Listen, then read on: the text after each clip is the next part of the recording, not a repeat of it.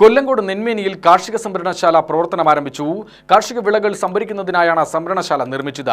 കർഷകർക്കുള്ള വായ്പയുടെ തിരിച്ചടവ് PRS സംവിധാനത്തിലൂടെ പലിശ സഹിതം സർക്കാർ തിരിച്ചടയ്ക്കുന്നുണ്ടെന്നും അതിനാൽ കർഷകരുടെ സിബിൽ സ്കോർ ഉയർന്നു തന്നെയാണുള്ളതെന്നും മന്ത്രി പറഞ്ഞു. കേന്ദ്ര സംസ്ഥാന സർക്കാരുകളുടെ പദ്ധതിയായ രാഷ്ട്രീയ കൃഷി വികാസ് യോജന പ്രകാരം കൊല്ലങ്കോട് നെന്മേനി പാടശേഖര സമിതിക്കായാണ് കാർഷിക സംഭരണശാല നിർമ്മിച്ചത്. കൃഷിവകുപ്പ് മന്ത്രി P. പ്രസാദ് സംഭരണശാലയുടെ ഉദ്ഘാടനം നിർവഹിച്ചു.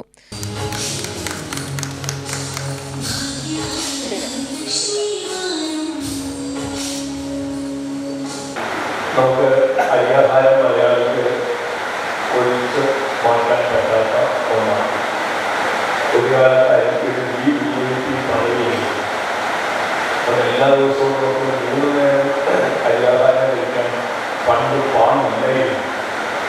കുറേ നാൾ കട്ടയും വാങ്ങി പിന്നെ കിഴങ്ങ് അതിലെ ഇതിനൊക്കെ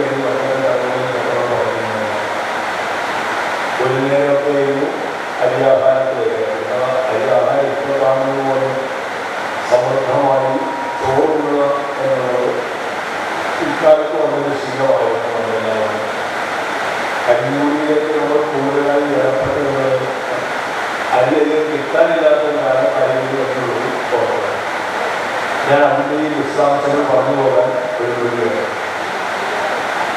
നമുക്ക് ഒരു 10-40 ലക്ഷം ടൺ അരി ഒരു വർഷം ഉണ്ടെങ്കിൽ നമ്മുടെ എണ്ണത്തിനനുസരിച്ച് നമുക്ക് ഈ 3 നേരം കഴിക്കുന്നതൊക്കെ നോക്കിയാൽ ഈ ഗുണങ്ങളുള്ളൂ.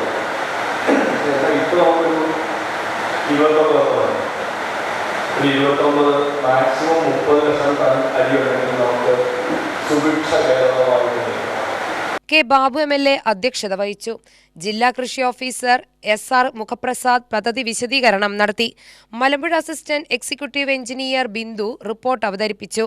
നെന്മേനി പാടശേഖര സമിതി joint secretary V. Chandran, secretary P. Rajan, Kollengode ഗ്രാമപഞ്ചായത്ത് president K. Sathyapal, C. Girija, Shalini Karuppesh, Omana Subramanian, Radha Pazhanimala, R. Sivan, Unnikrishnan, Sunitha, രാഷ്ട്രീയ കക്ഷി പ്രതിനിധികൾ എന്നിവർ പങ്കെടുത്തു. 30 സെന്റ് സ്ഥലത്താണ് സംഭരണശാല നിർമ്മിച്ചിരിക്കുന്നത്. സംഭരണശാലയ്ക്കും മുൻപിലായുള്ള നെല്ലുണക്കുന്ന സ്ഥലത്തിനുമായി 1.5 കോടി രൂപയാണ് ചെലവായത്.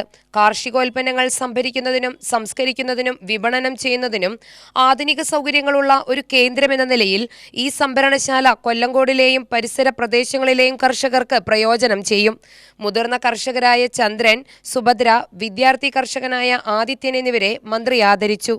കർഷകന് നല്ല വിളയും കാർഷികോൽപ്പന്നങ്ങൾക്ക് നല്ല വിലയും ലഭിക്കണം. നമ്മളോടൊപ്പം കർഷകരുടെ ജീവിതവും സ്മാർട്ട് ആകണം, മന്ത്രി പറഞ്ഞു. ഓണത്തിന് 20-21 ലക്ഷം ടൺ പച്ചക്കറി ആവശ്യം വരും.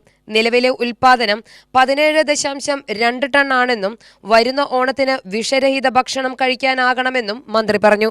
UTV news, Palakkad.